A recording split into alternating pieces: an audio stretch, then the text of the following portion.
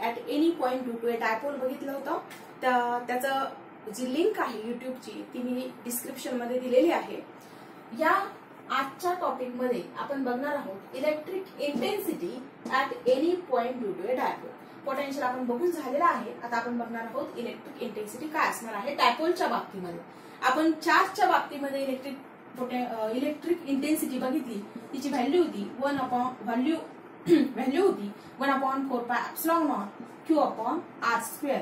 आणि त्यावेळी आपण बघितलं की इलेक्ट्रिक इंटेन्सिटी वेक्टर होता r cap. Okay, E bar is vector quantity. पोटेन्शियलच्या बाबतीमध्ये ती स्केलर क्वांटिटी आहे, त्यामुळे आपल्याला कुठेही वेक्टर नोटेशन विचारात घ्यावे लागले नाही. पण इथे इलेक्ट्रिक इंटेन्सिटीच्या बाबतीत मात्र आपल्याला वेक्टर नोटेशन विचारात घ्यावे लागणार आहेत. आता बघा, इथे आपण एक डायपोल घेतलेला आहे. ज्या डायपोल मध्ये 2 चार्जेस आहेत, -q आणि +q. मॅग्निट्यूड सेम आहे, साइन्स अपोजिट आहे.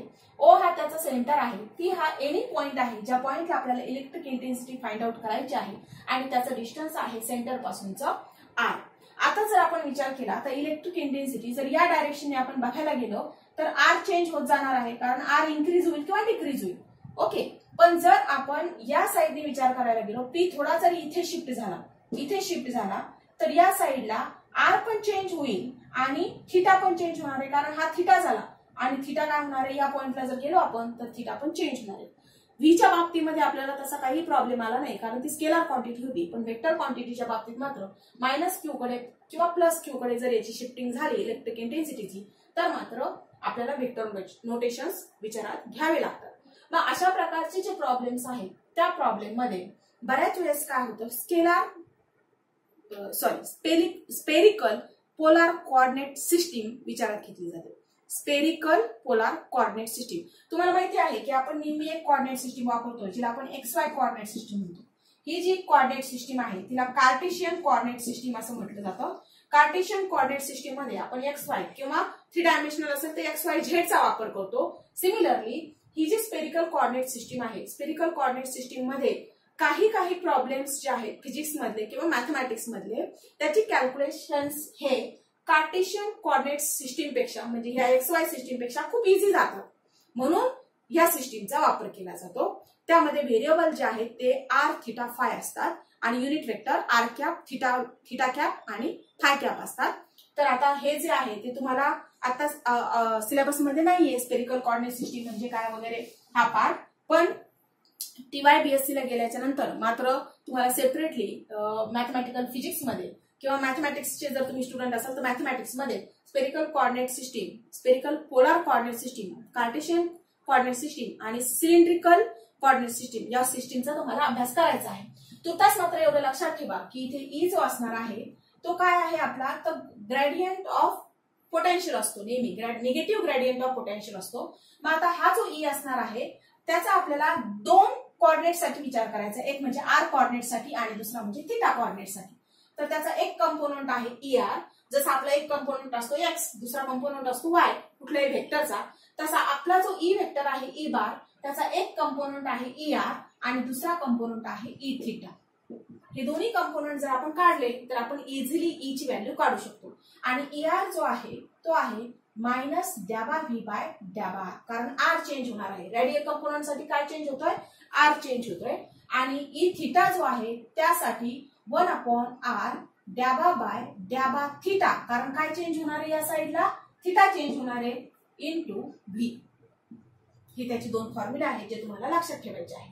त्याचे कसे आले काय आले त्याचे प्रूफ तुम्हाला नाहीये, ∂r किंवा 1/r फक्त हा फॉर्म्युला लक्षात ठेवा की डेरिव्हेशन साठी कशा पद्धतीने फाइंड आउट केला जातो. ऑब्विसली ऑब्जेक्टिव्ह टाइप मध्ये तुम्हाला फक्त रेडियल कंपोनंट आणि spherical component, angular component, radial component आणि अँग्युलर कंपोनंट हे दोन्ही कंपोनंट विचारले जाऊ शकतात.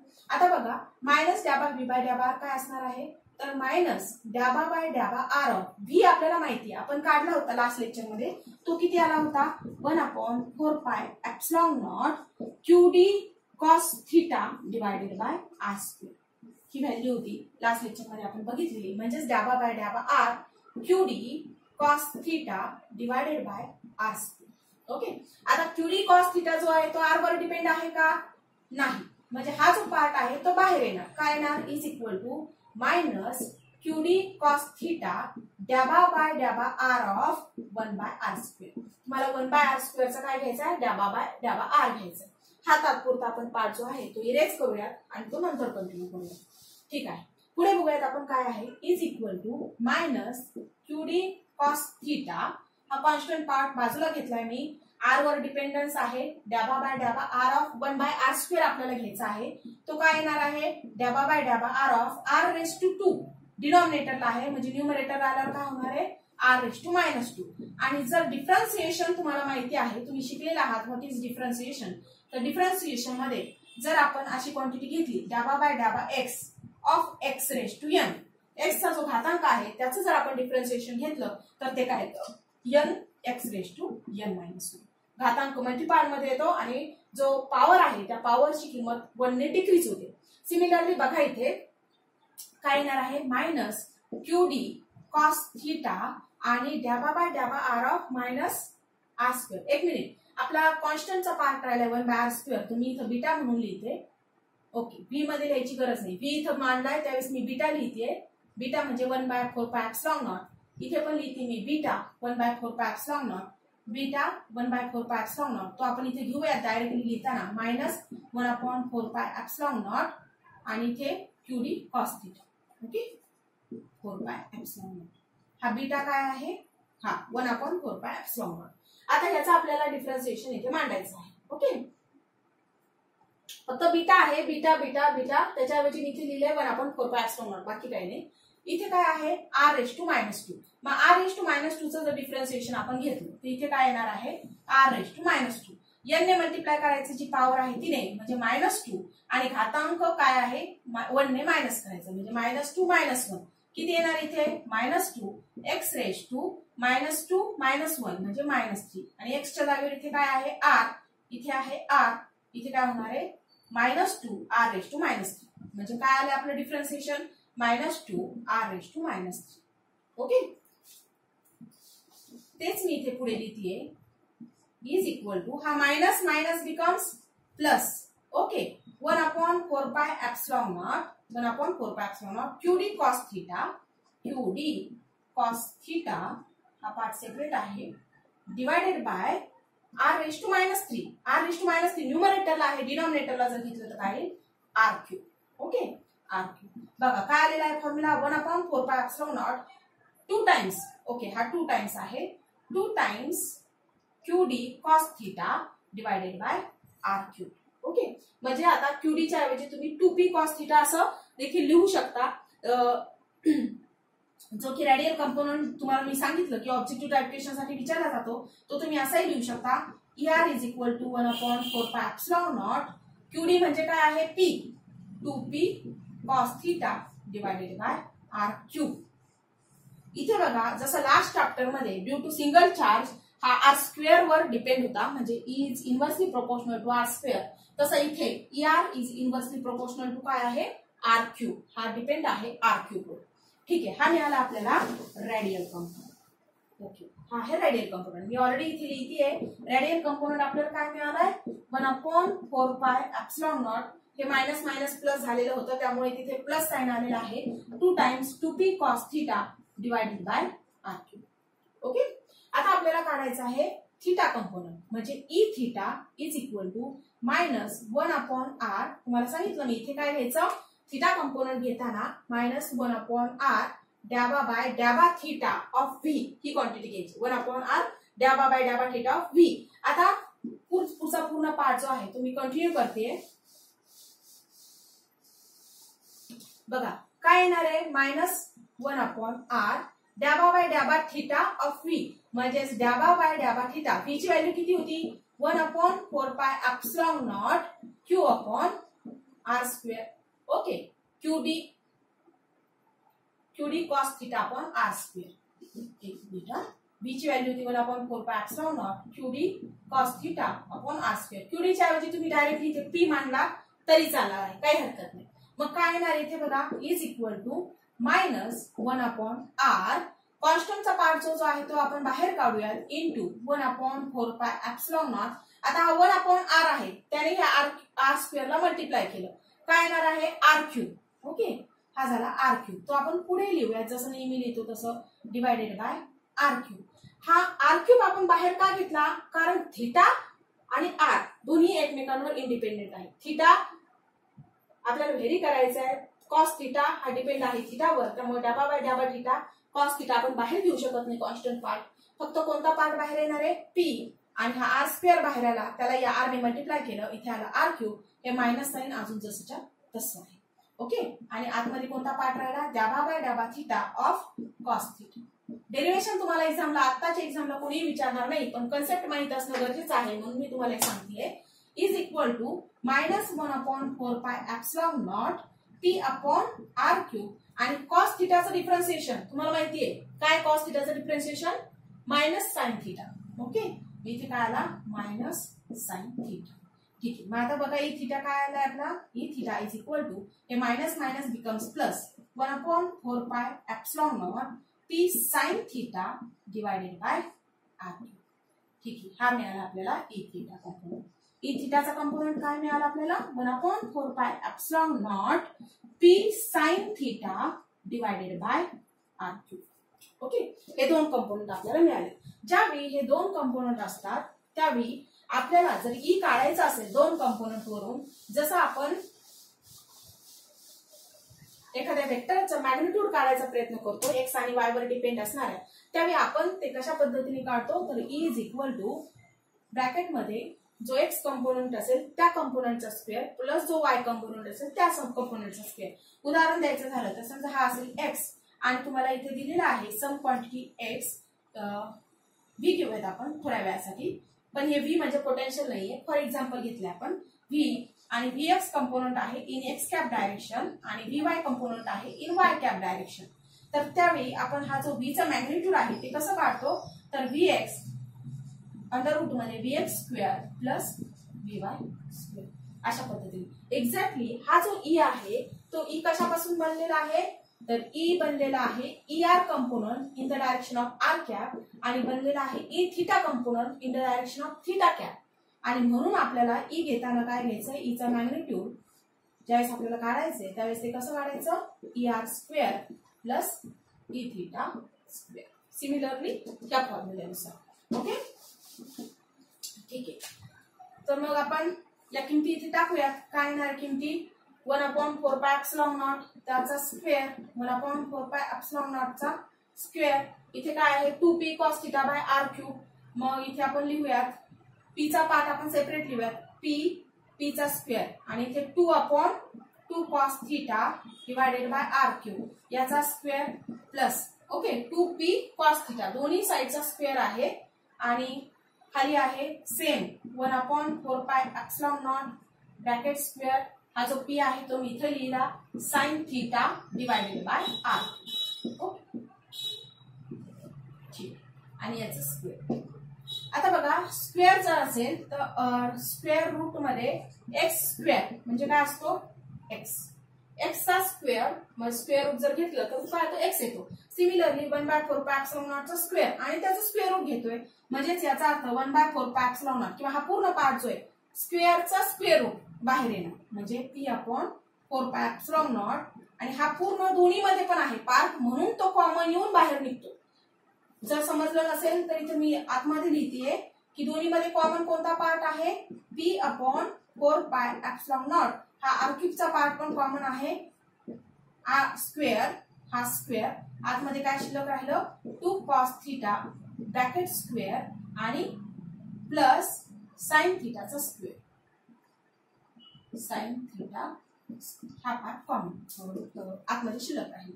मग आता आपण हा पार्ट जो आहे जसं मी इथे सांगितलं एक्स स्क्वेअरचा स्क्वेअर रूट काय येणार, बाहेर येणार एक्स, तसं याचा स्क्वेअरचा स्क्वेअर रूट काय येणार, p/4πε0 आर क्यूब बाहेर आला. आतमध्ये काय शिल्लक राहिलं 2 cos थिटाचा स्क्वेअर, 2 चा स्क्वेअर आला 4, cos थिटाचा स्क्वेअर आला cos square theta plus sine square theta.